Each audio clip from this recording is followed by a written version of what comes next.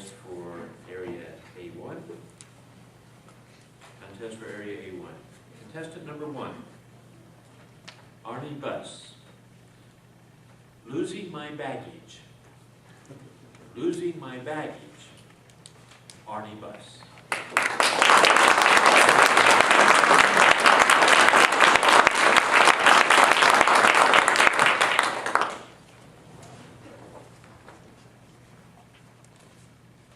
Have you ever heard the saying, wherever you go, there you are? But if you're flying, your baggage is another matter. Mr. Toastmaster, fellow Toastmasters, and most welcome guests. Today, you're going to learn about a kind of baggage that you're carrying, that I'm carrying, that no airline can possibly lose, no matter how hard you try.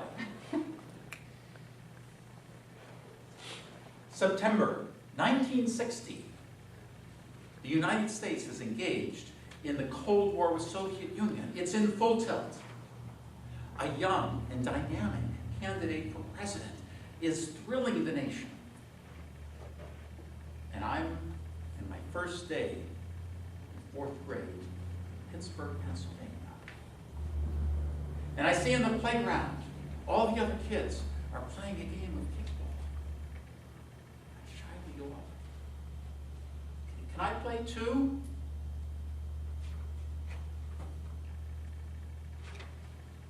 On that day, I took out a bag that was labeled, "I'm not good enough."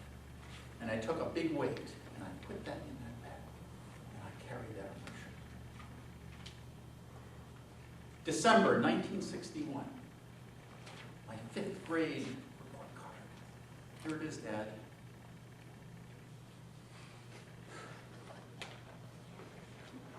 A bag that said, "I'll never be good enough." And a big weight put into that bag. And I carried that too. 1965, I'm in 10th grade. Hi, Linda, will you go out with me?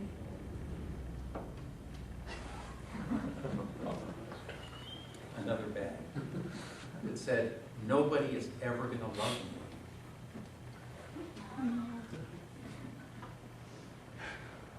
Well, life goes on. I managed to graduate. I got married. I got a job after about 100 rejection letters. And every one of those rejection letters went into the bag that said, "I'm not good enough." And the weight got heavy. But I started a family. I went on with my career. I got fired. I got another job. But unbeknownst to me, I was carrying all of this baggage around. It was weighing me down. My life was spinning out of control. I hated my colleagues. I hated my boss. I hated my subordinates. My marriage was going into the toilet. We were headed for divorce.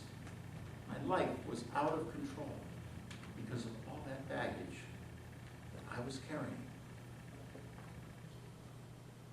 And finally, out of desperation, I was thrown a lifeline by a therapist named Randy.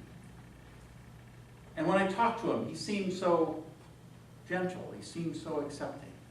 And he said, "Arnie, you're carrying around a lot of baggage." I said, "What are you talking about?" He says, "When you think that you're not good enough, where does that come from?" And I told him about the playground where they wouldn't let me play. And he said, "Imagine that 10-year-old son, that 10-year-old boy. If you were there with him, what would you say?" I said, I would take him in my arms. I would tell him it's okay. It's okay to cry those tears you've been holding back. That you are good enough. You will always be good enough. And on that day, I was able to take some of the weight out of the bag, toss it aside. And one by one, with all the other bags that I was carrying, I was able to look in and see where that came from. Until there was a bag that I was able to take and totally throw away, as if I were a baggage handler at San Francisco Airport.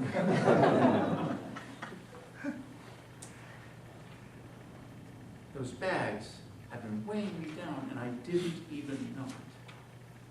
And thanks to Randy and many others, I've been able to slowly be able to stand up and carry my load a little bit lighter. And as time goes on, take more and more out of these bags that I'm carrying.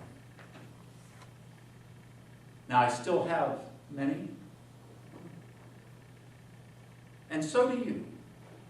What is your baggage?